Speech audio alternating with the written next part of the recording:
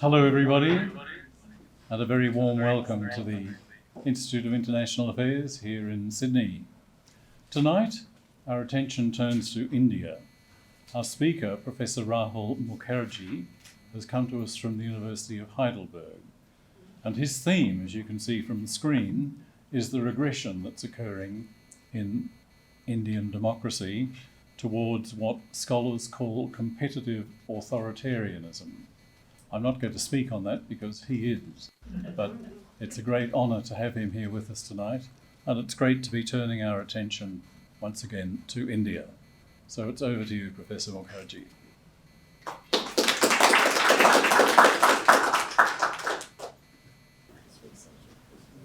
Thank you, Ambassador Lincoln. My thanks must also go to Professor Jonathan Simmons from Macquarie University, who connected me to the Australian Institute of International Affairs. All right, let's quickly take a look at what's happening to India in relation to the rest of the world. If you take a look at this slide, you will quickly find that India, according to the VDEM index, has regressed from 70 in 2016 to the 93rd rank in 2021. The other important thing to note is that Poland and Hungary both, which are very widely discussed in the literature on comparative democracy, are either at that level or doing somewhat better. Sri Lanka is a country about which we know, and it's been going through a variety of turbulent times as far as its democracy is concerned, is in that range. But if you were to look at this slide, you would find very quickly that Bangladesh and Turkey are in another league altogether. Pakistan has not really regressed, but Pakistan too is somewhere between the India League and the Bangladesh and Turkey League. So this is just to give you a certain frame for understanding what's happening to India and what's happening to India in relation to the rest of the world. But if you look at countries like Bhutan and Nepal, which are nascent fledgling democracies, you will find that Bhutan and Nepal have actually much better scores than India on the democracy index. So this tells you something. It tells you that India, which incontrovertibly was a democracy that had consolidated over a period of time, the military never came to power. There's been peaceful transfer of power over decades. India somewhat surprised the world for becoming a democracy when it was a rather poor country. In fact, the only law in comparative politics is that the bourgeoisie produces democracy. In the case of India, that did not happen. One can argue that democratic consolidation took place in the absence of democracy, whereas today we find that we are regressing in just the opposite direction. Now, what is the competitive authoritarian turn? The competitive authoritarian turn is about a kind of regime which was described by Stephen Levitsky and Lukan Ahmedway as one which is both competitive in some respects, but turning authoritarian in some others. So it's an in-between situation between democracy and authoritarianism. There are aspects of competitive politics which you can call democratic, which haven't completely died out. And there are aspects of authoritarian politics which makes it easier for incumbents to remain in power. And I will argue in this brief presentation that there are really two modes through which these aspects are showing themselves up. One is through attacks on civil society, especially that aspect of civil society that favors a secular order. And then there are also attacks on organizations that are fighting for equity and justice and for environmental issues. The second is an attack on public institutions like the Election Commission, the Supreme Court, and the like. Institutions that are very, very important for keeping democracy alive. My view is that whereas these are sort of the things on the ground that are happening, the reason why they're happening is because of the rise of a very important idea, which is that there needs to be a Hindu nationalist state.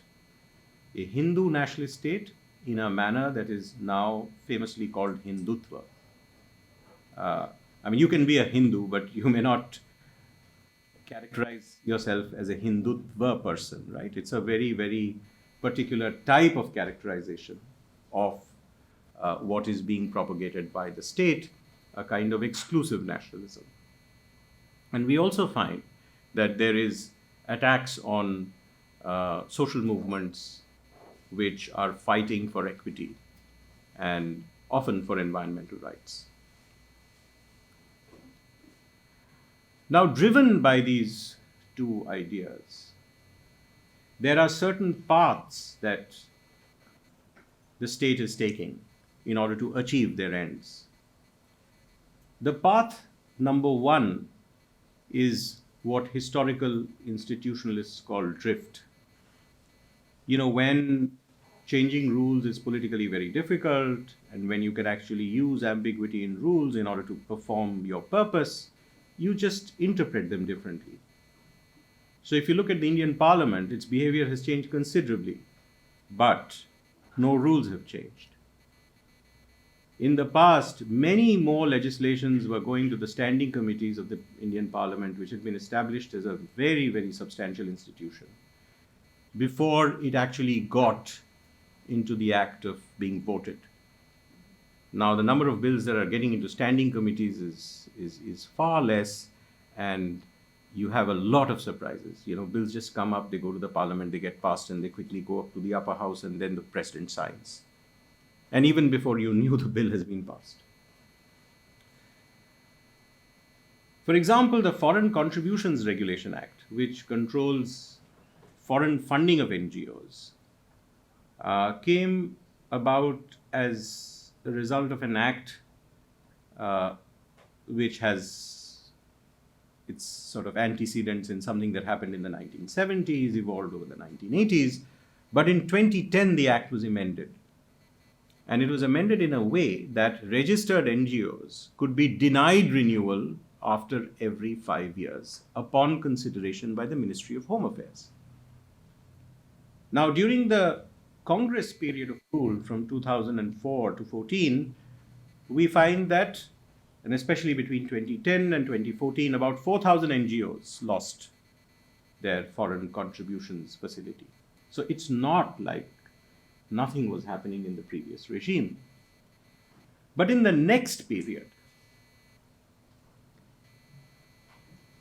about 16,900 NGOs from 2014 to 2019, about 16,900 or 16,800 NGOs lost their foreign contributions facility. And soon thereafter, the act was amended.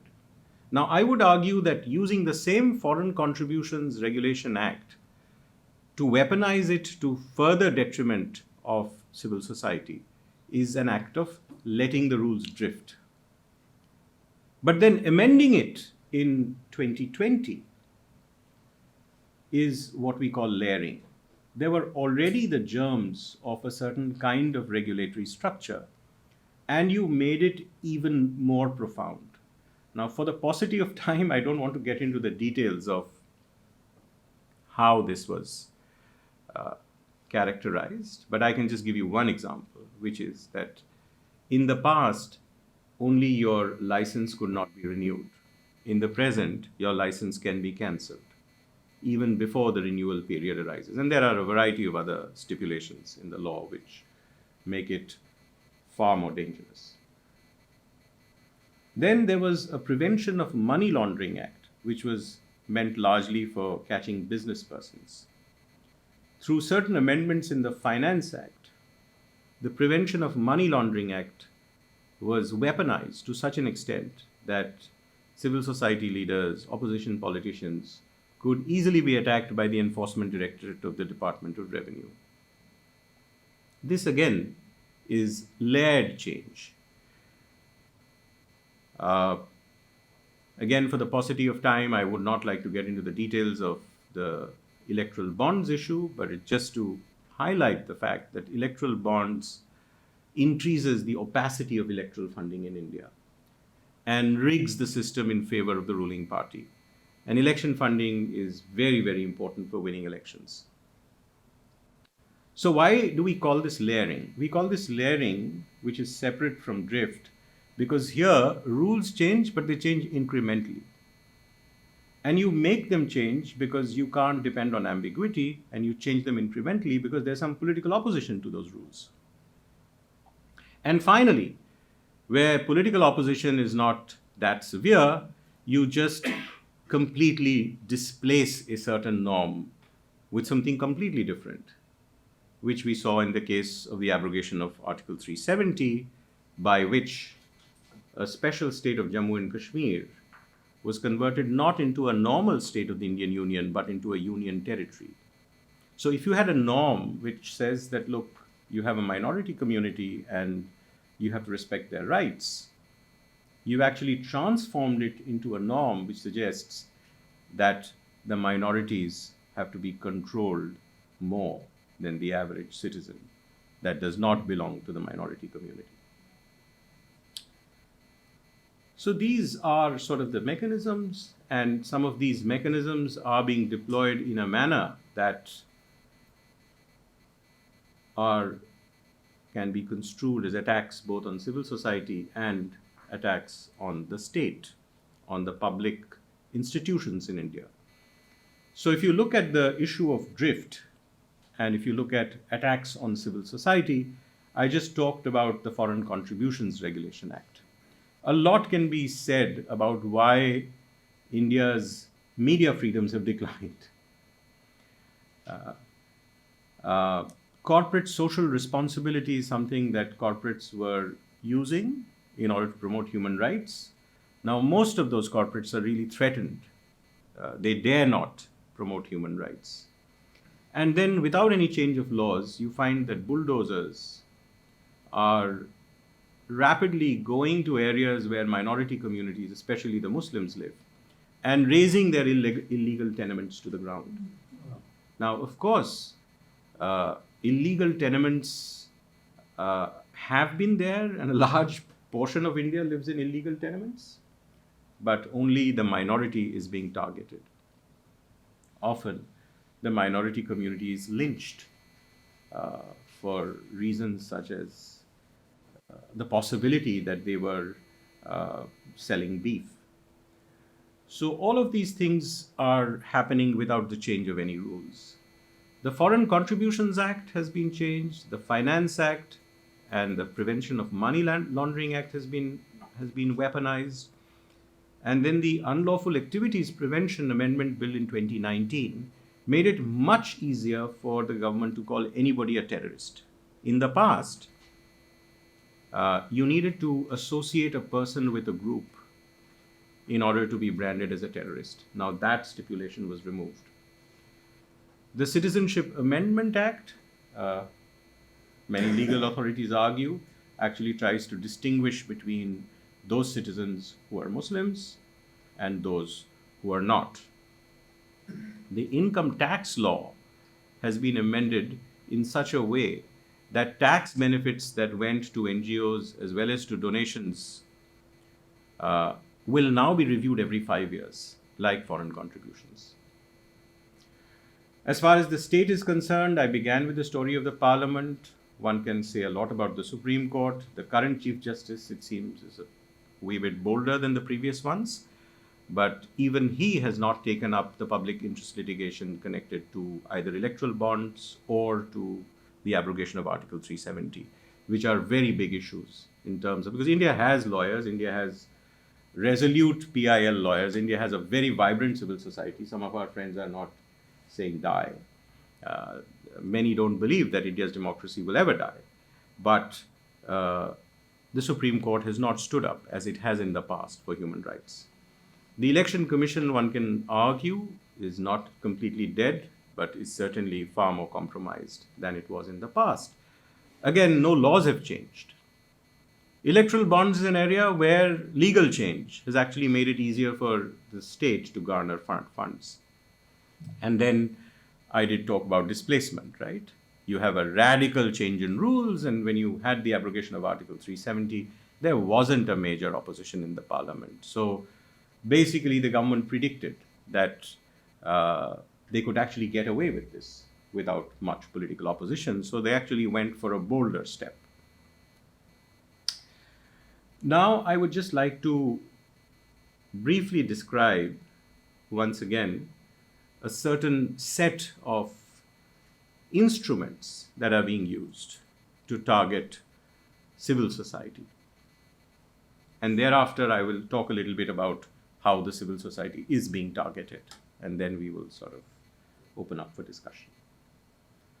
So I did mention to you that there is the Prevention of Money Laundering Act, right? The Prevention of Money Laundering Act has been weaponized in 2019 in a manner such that what constitutes money laundering is now more broadly defined. And this broader definition of money laundering has enabled the state to attack every convenient opposition politician and every convenient civil society leader. Just to give you two examples. Recently, the Congress government won elections in Karnataka. The current Deputy Chief Minister of Karnataka, Mr. D.K. Shivakumar, has been attacked by the Enforcement Directorate of the Department of Revenue. Before that, the current Chief Minister of Assam, Hemanta Biswa Sarma, was also attacked by the Enforcement Directorate. And he switched sides. He joined the BJP. But once he has joined the BJP, there are no allegations against him. Everyone knows that he's amassing a lot of wealth. So it's not a question of politicians being corrupt, but what's happening through the PMLA is that you are systematically attacking opposition politics through civil society and opposition politicians. Then the Foreign Contributions Regulation Act is something that I just mentioned in the passing, but it has been weaponized to a greater degree because now your foreign contributions facility can be suspended even before your 5-year renewal period.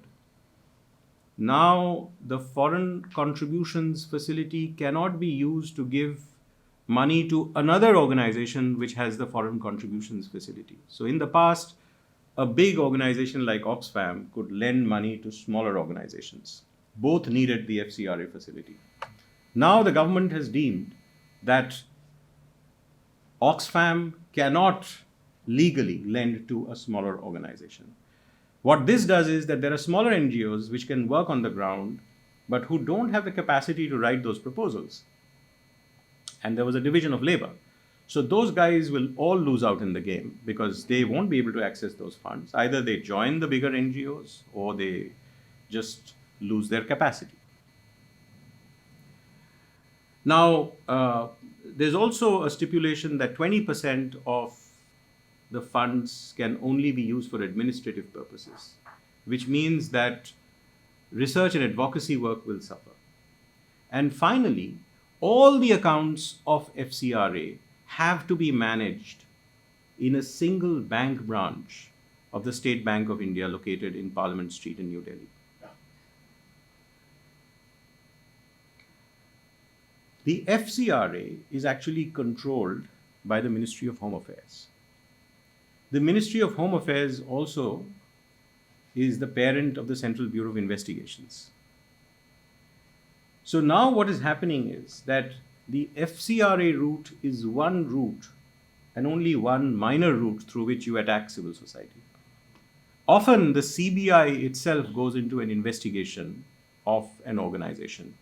which can be far more threatening with consequences of a criminal nature to a greater extent than in the case of FCRA.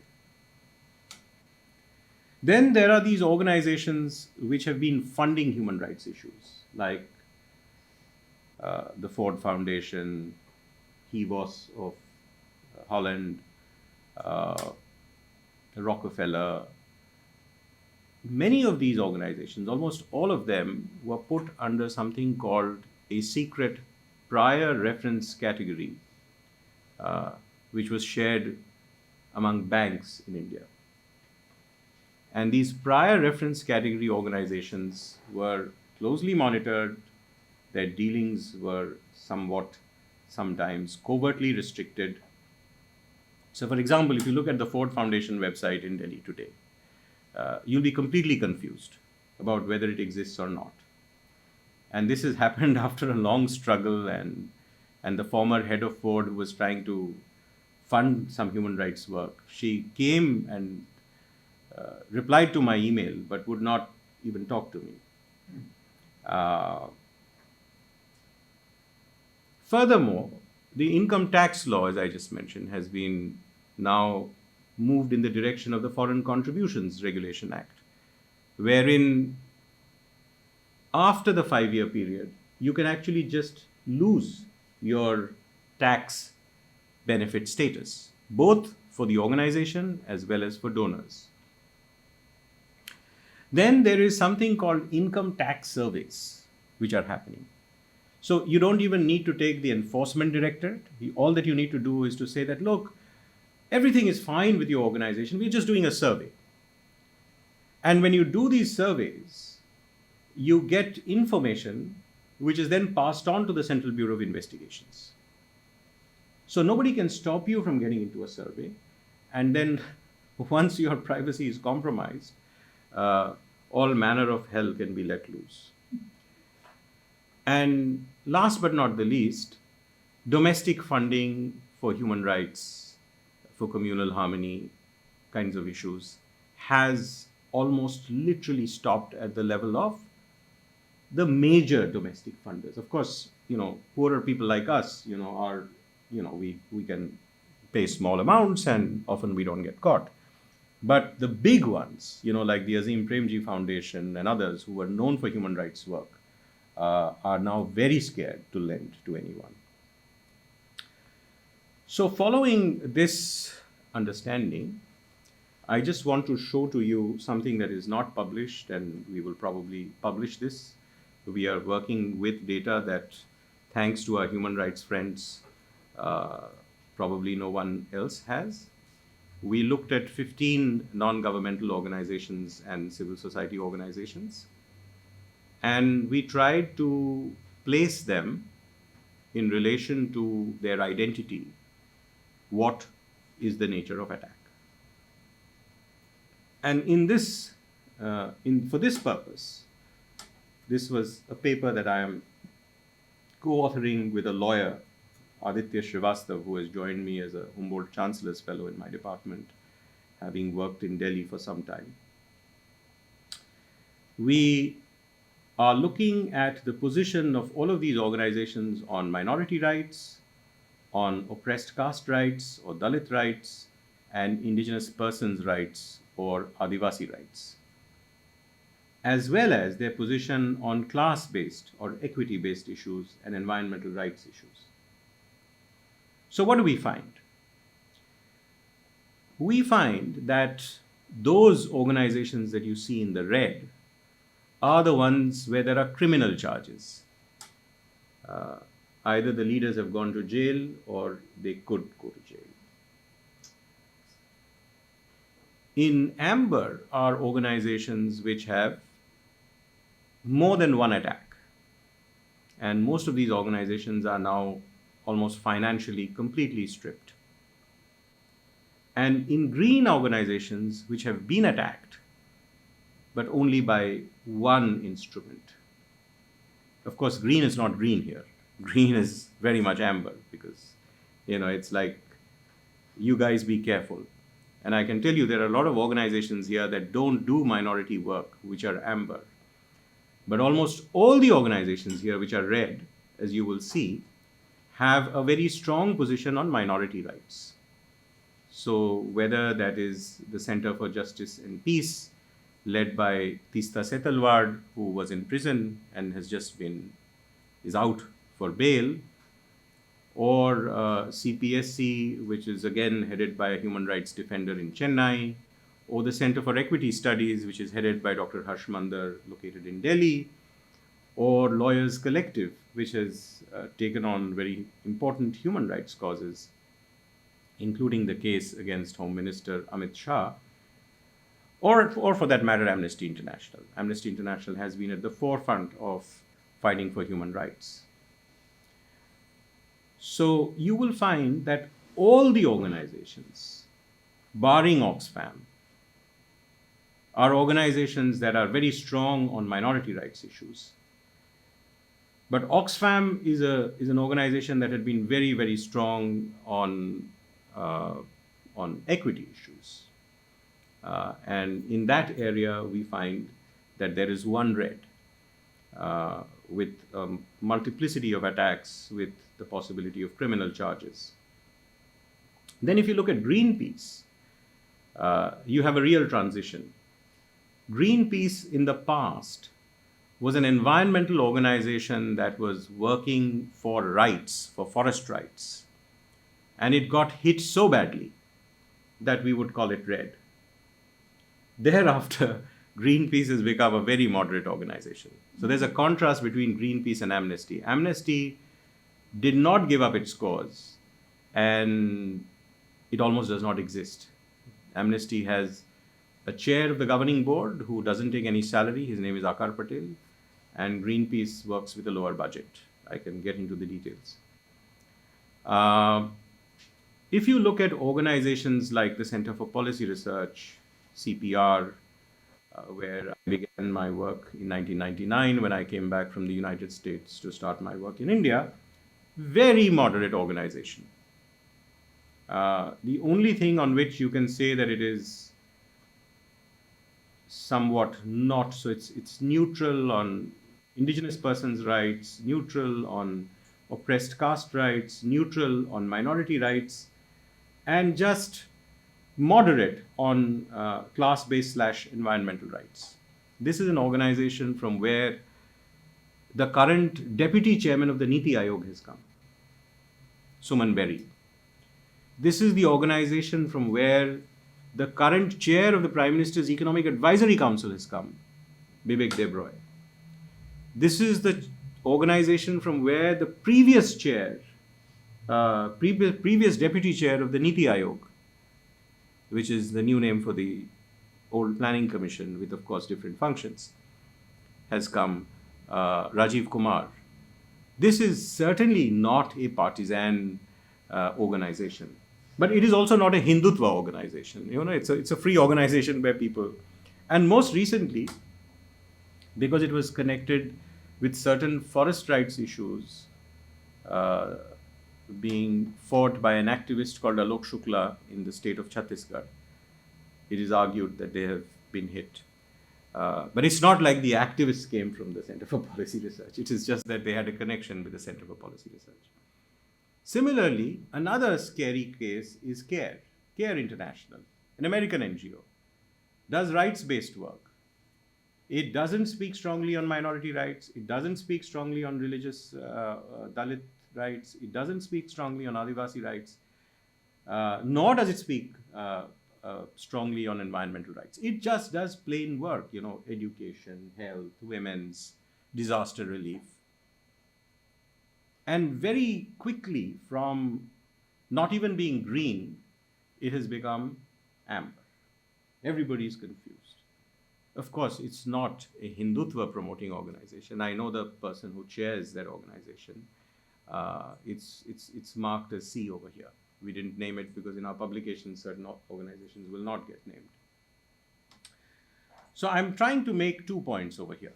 Point number 1 is that if you are fighting steadfastly for minority rights, especially the rights of the Muslim minority, then you're in trouble. A close second is equity and environmental issues. And finally, you can actually be a fairly moderate organization in the non-Hindutva world and get multiple attacks.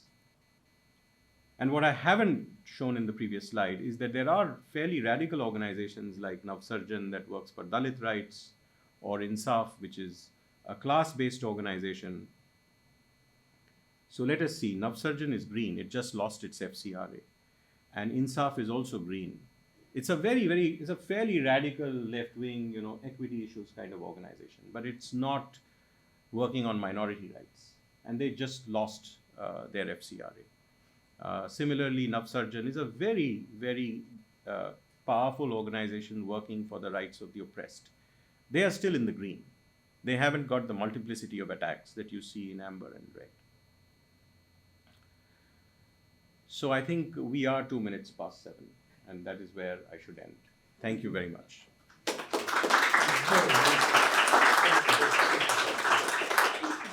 We now have a good, generous half hour for questions. Please wait for the intern with the microphone to reach you.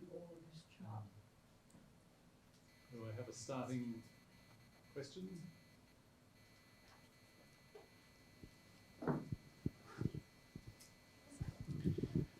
I'm curious as to where the sectarian violence is likely to end between Muslims and Hindus.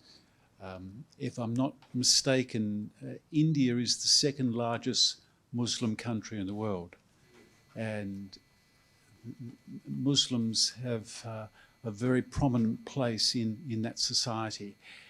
With Pakistan being close by and with a degree of militancy in Pakistan, surely that's a recipe for some disaster in the making. Yeah, great question. Actually, there are two ways of answering this question. One is that India is turning authoritarian in a communal way, right? Something that you saw in the slides. But the other way of answering the question is that it's not as if a Hindu majority country is entirely voting for Hindu nationalism. So recently, if you followed the elections in Karnataka, the Congress party won convincingly. Karnataka was a state where the previous government had come to power through extraordinary means. Some legislatures just switched from one party to the other, and allegations are made that money also switched hands. So they didn't come to power through the electoral process, but through the electoral process. In fact, I have a piece which is just published in 360 Info. I don't know which newspaper will take it. One of the lessons I've sort of pointed out that there are 5 things that the opposition needs to do. And at least the Karnataka victory tells us that you can actually take on Hindu nationalism. The Congress party can take on Hindu nationalism. It doesn't have to be soft on Hindu nationalism in order to beat the BJP, because in this particular state, the hijab issue was raised a couple of months ago, where from nowhere, it was made an issue that Muslim women should not wear hijab. That didn't work. Then close to the end of the elections, Bajrang Bali was used as a clarion call. Bajrang Bali is Ram, Bajrang Bali. These are like very, very big icons in, if you can call something, Hindu tradition. It didn't work. And even in the previous elections, not even 40% of India voted for the Congress party. So one way of answering the question is that the fault is as much with the opposition, that it has to come together and make use of this huge resource on the ground. I find that a lot of opposition politicians are just scared. They think that they have to play this game in order for them to win, not realizing that they are trying to be the B team of the BJP. And if they try to be the B team of the BJP, they will lose very badly. That's not what they'll be able to do. And you, as a Hindu, you can defend this kind of secularism, because I don't think there are many religions in the world that accept, respect, tolerate many doctrines. In fact, the political philosopher Rajiv Bhargav recently gave a lecture in my father's honor, where he was talking about the religio-philosophic traditions of India. And he was arguing that the religio-philosophic traditions of India are not like those of Europe. They are very, very different. So you don't have a confessional system that rules your life in a particular way. And there is much greater capacity to accept diversity. Unfortunately, if opposition politics does not align with that kind of, let's say, a moral capital that India may have inherited for centuries, then it can lead towards fascism, and that certainly will be disastrous. And I can appreciate that as somebody who lives in Heidelberg. Yeah. Thank you. Thank you for a very lucid and fluent account. My question relates to India as a so-called democratic member of the Quad. Also, whether India, this internal authoritarianism that is growing, how would you suggest this spills over into India's foreign relations, its relations with the Middle East, its relations with the United States, with Japan, with Australia for that matter, and with China? How does it have an effect, or is this hermetically sealed internal matter that other countries are not concerned about? That's a great question, and it's also a very big question. So let's take a chunk at a time, and when I answer a chunk, you can remind me what the next chunk is. Because there's the Middle East, and then there's the United States. So where should I begin, with the Quad or with the United States? With the Quad, right? And that connects with the United States. So in a way, this is a kind of sweet spot for a Hindu nationalist government, because everybody is scared of China, and most people think, and probably rightly so, that if there's going to be one counter to China, the Americans are not willing to commit that much. It has to be India. So people in the State Department will tell you that President Biden is willing to overlook, even though he doesn't like it, certain things that are happening in India. So in a way, that's a sweet spot, that India, because I don't think ethics and moral policy and morality have risen to that level of importance in American foreign policy, that America will take the gun to sort of defend secularism. That's not going to happen, right? On the other hand, you can't deny the fact that when Doklam happened, the Chinese retreated. In Pangong Tso, there can be a debate about how much the Chinese have come in Ladakh. But with all its problems, India can kind of resist China to some extent, or rather deter China, right? So that there is that advantage, and that advantage was not born because of the BJP government. That advantage, I can belabor the point that it was actually Mrs. Gandhi and others who did it. But that advantage rests with this government, right? So the capacity of India, let's say, not to attack but to deter China is something that I think Australia, the United States, Japan. I mean, Japan has now become the greatest friend of India. Why? Because, I mean, after the United States, probably India's best friend today is Japan, because, again, the threat from China. So all of these things don't augur well. I mean, I had a private meeting with people in the American embassy just before I came here. They wanted to hear out these things and all of that. But I don't think that India has to sort its own problems internally. I don't think it can happen externally. And I said that there are resources. And that's why I wrote this piece on why, how the opposition can rise. I might send a piece to the Journal of Democracy along the lines of the one that I pasted on on democratic resilience. So I think there is neither the will nor the capacity to deal with human rights issues in India. I think there is a bit of a will. I won't say that there isn't will, but I don't think there is the capacity to deal with as if you look at the Middle East, I think India has spoiled its game to an extent that it has never in the past.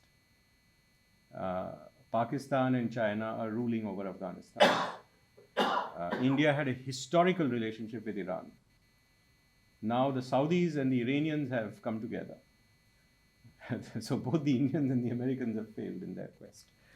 Of course, the Americans had failed much before the Indians did, because at least India did maintain a relationship with Iran for a long period of time. They were trying to make this port in Chabahar, which would be a counterweight to the port in Gwadar, which the Chinese have already. You know, the Chinese have this port in Gwadar. They also have a port in Hambantota. And the people of Balochistan hate it in Pakistan. Now the Sri Lankans are also hating the port because, you know, they've just given their territory to another country, which is of a great strategic advantage to China. So I think that China is getting a lot of its diplomacy right in Asia. I mean, if it's able to pull together Iran and Saudi Arabia, and if it's able to enter Afghanistan through Pakistan, I actually see Indian foreign policy really failing here, and I am beginning to see that, you know, the foreign minister of India is a very smart person. He is incredibly smart. He is one of the greatest diplomats that India has had. But I am beginning to see that perhaps technocratic competence is probably not ruling the day. It is being interfered by some kind of centralized thinking on the top.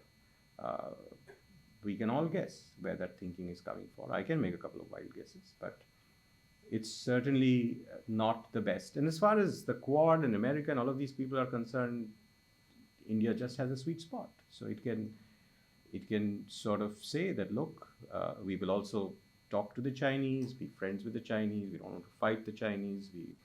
We won't do anything for the Quad, but you will still need us in the seas because we have a powerful navy and we have a big army.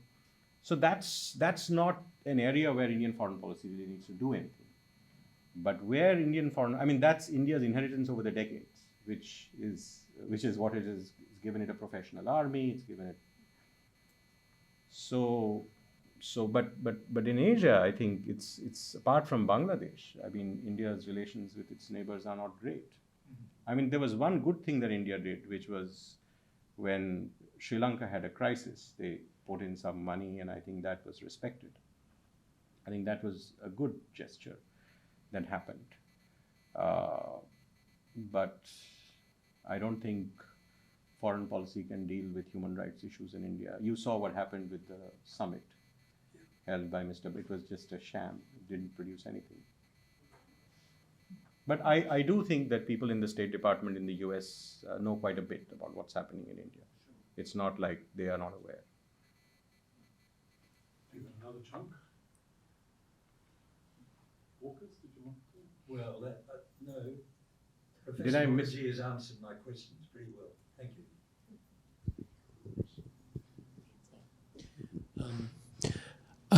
Slightly different question. How important do you think, or relevant do you think, Australia is to India, and is that changing?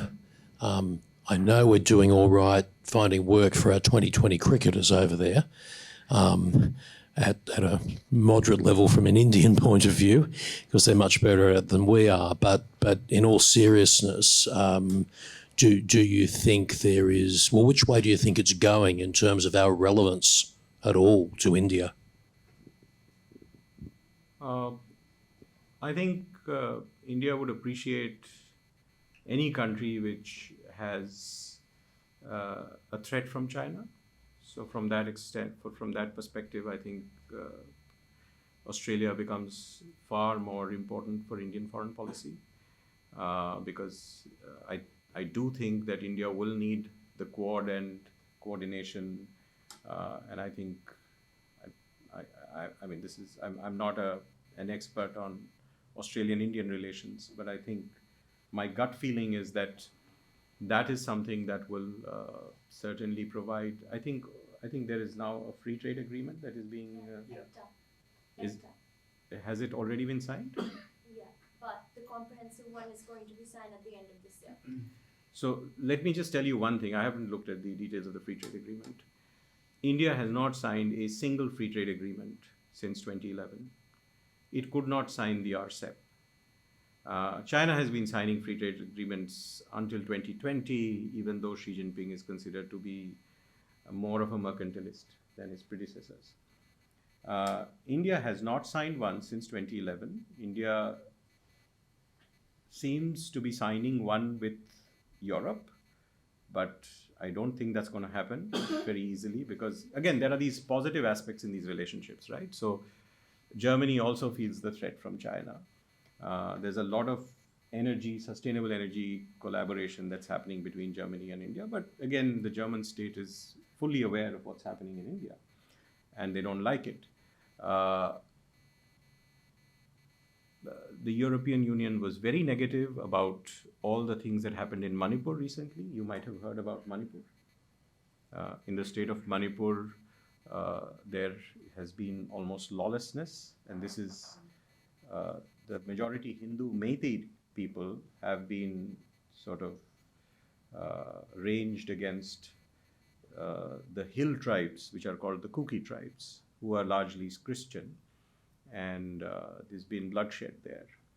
The European Union has not taken this lying down. They've come up with statements. I'm sure that's not going to produce very good results for the European Free Trade Agreement.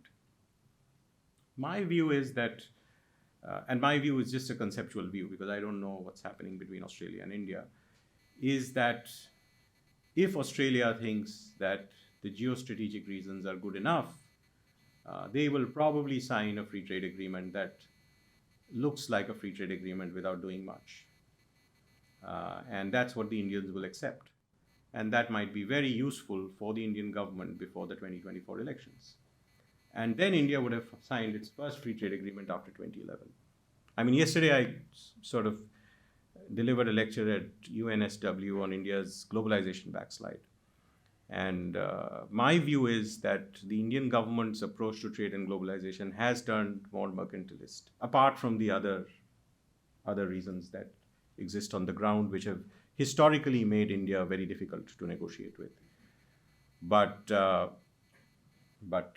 if the two governments think that, for strategic reasons, they have to shake hands, they can just shake hands but not have dinner.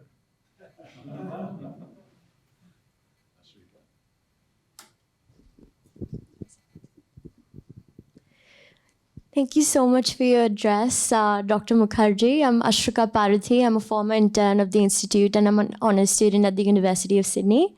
I'm actually writing my thesis on India-Australia strategic partnership, so your response was quite helpful. I actually want to diverge from the questions that have been asked about the US, Australia, and India's approach to them and their approach to India. I actually want to ask you how the competitive authoritarian turn of India would affect its the sustainability of its relationship with Russia. Because there have been arguments that because of India's authoritarian turn, it's becoming more receptive to Russian actions. And apart from that, I have a second question for you. I completely agree with your point on opposition parties needing to do more in India to counter what's happening in India at this point, because as citizens, we don't exactly have a real choice because the opposition parties have not been very strong, have not proven to be very strong against the BJP. And so I also wanted to ask you, what do you think the future of the India alliance that has recently been formed by the opposition is? Oh, that's great. So with regard to Russia, I can see the state batting both ways without doing very much. The fact of the matter is that oil is being refined in India and is being exported to Europe. So you can't point a finger at the Indian government on this. I mean, I live in Germany. I know how much Germany depends on Russian oil and gas. We are paying higher bills. My gas budget has also gone up. So Europe is not complaining that India is buying the Russian oil and refining it for Russia. It looks great. I mean, there are sanctions, and the price of oil in Germany has come down from 2 euros 20 cents to a liter to euro and 50 cents, which makes me happy. So I am not sure which government would do with regard to Russia, because there are these sort of real material interests on the ground, which are, and it's not like other countries have also shown great moral courage. I certainly don't like the way in which Mr. Putin is handling Ukraine. I'm totally convinced that I would have been more favorable towards him if he had just invaded and left and tried to show that I just wanted to raise the attention of the world towards the fact that I don't want NATO expansion. But the story has gone far beyond that. So I don't think, but India has been sort of dilly-dallying in this particular issue, I think, for very, very strategic reasons. It's been getting all the oil that it needed. The Russians have been saying that we will not just do barter or rupee trade because we just don't have as much to buy from India as rupee trade would. So I'm not sure whether it is the relationship with Putin or whether it's the cheap oil which is driving this, because the relationship with the United States is very important for India, and not for human rights reasons, right? So it is probably the most important relationship that India has today. It's not the relationship. If you look at trade, there's hardly any trade with Russia. It's only arms trade. Yes. And increasingly, arms trade is also diversifying in another direction. Now, the India alliance. Actually, this piece is just published in 360 Info, which is a website of Monash University, which is located in Australia. But it's not yet public. It has not been shared with newspapers. So my view about the India alliance is that Mr. Modi is really helping the India alliance in many ways, because he's attacking opposition politicians, he's attacking civil society groups, but moreover he's attacking opposition politicians, right? So he's attacking. Recently, Mr. Rahul Gandhi was not even supposed to be contesting elections for 8 years. Now he's back because the Supreme Court has allowed him to do that. So there is now a situation where in 2024, there can be three scenarios. Scenario number one is that the BJP comes to power with the same kind of majority. I would give a 50-50 to that, because there is a lot of disenchantment with regard to the BJP. A more realistic scenario would be that that the BJP becomes the single largest party, but with not the kind of majority that it has today. And if that happens, and if the India coalition comes together, then you can challenge the BJP.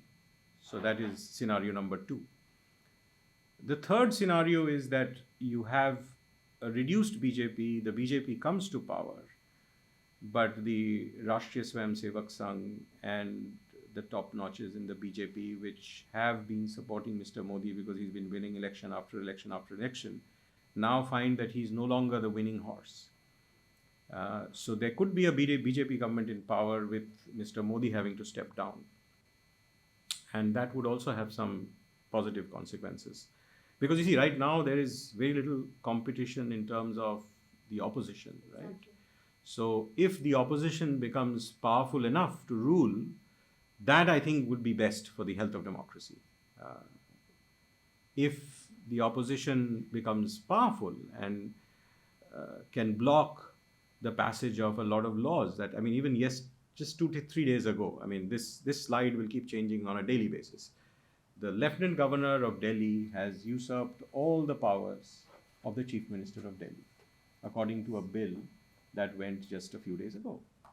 I mean, they have now reduced an opposition leader, Arvind Kejriwal, who's Delhi's Chief Minister, to a cipher. And that's the kind of power, the BJP wields today. So I think the India alliance has the best reasons to survive. Mr. Modi has helped the India alliance with the best reasons because he has attacked right, left, and center. Of course, electoral bonds are on his side, the media is on his side, somewhat compromised election commission is on his side, but they don't still determine the results of an election in India. So India is still way ahead of Turkey and Bangladesh and even Pakistan. So it's not, it's for in this competitive authoritarian regime, it is certainly very difficult for the opposition, but it is not impossible. And I think the India alliance, considering the fact that the constitution itself can be endangered, has the greatest incentives to rise above their petty squabbles. That's the only answer I can give you. We've definitely got time for at least one more question. I see a hand up over there.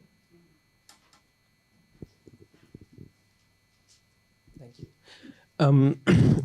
Is the kind of growing authoritarian turn in India susceptible to forces of international pressure, maybe from the attempts at preserving civil liberty groups, international efforts at preserving civil society groups? We see that in Germany and the USA, kind of left of center parties have this kind of motivation to protect civil society, and they view it as an integral part of a functioning democracy. Do such international pressures play any kind of role? Do they have any say? Do they have any coercive power in the growing authoritarian kind of turn in India? Yeah, my short answer is that their impact is less now.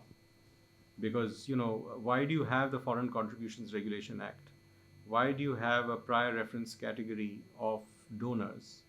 All of this is to basically see that all the international money that comes into India doesn't get channelized to the secular parts of civil society. So I'm sure they can have an impact. I'm not saying that they can't have an impact. They can have an impact, and they do have an impact. But the real struggle has to be fought within India, because as I said, Mr. Biden is happy shaking hands with Mr. Modi because he has to contain China. Chancellor Olaf Scholz is happy praising Mr. Modi because he has to contain China. So at the level of the state leadership, I think this sweet spot that India has, which is contain China, has certainly helped. If India did not have that sweet spot, that would be different. And that is not to say that international civil society and funding organizations cannot be mobilized. The government has, I think, successfully blunted that. I mean, if you take the name of George Soros today in India, you're almost like a criminal. So, if anybody says that, I've accepted money from the Open Society Foundation, that person is almost treated like, because the RSS and the BJP understand that, these kinds of libertarian views are very antithetical to their nationalist project. I think they have successfully dented, and that is why FCRA and all of those. Yes, I think there's a last question.